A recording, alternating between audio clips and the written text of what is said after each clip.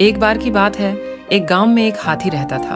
हाथी रोजाना पानी पीने और नहाने के लिए नदी पर जाता था। नदी के रास्ते में एक दर्जी की दुकान थी।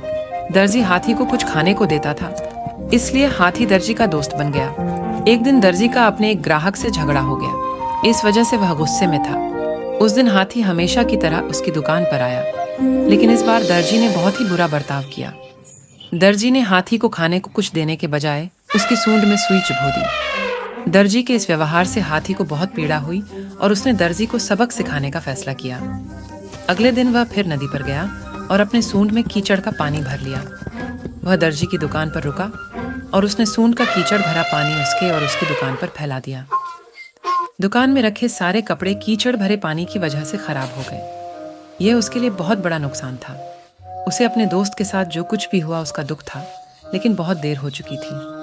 उसके पास पछतावे के अलावा कुछ नहीं था। कहानी की नीति। कहानी हाथी और दर्जी का नैतिक पाठ यही है कि जैसे को तैसा। जैसे को तैसा का अर्थ ये है कि हमें दूसरे व्यक्ति के साथ वैसा ही व्यवहार करना चाहिए जैसा दूसरा व्यक्ति हमारे साथ कर रहा है।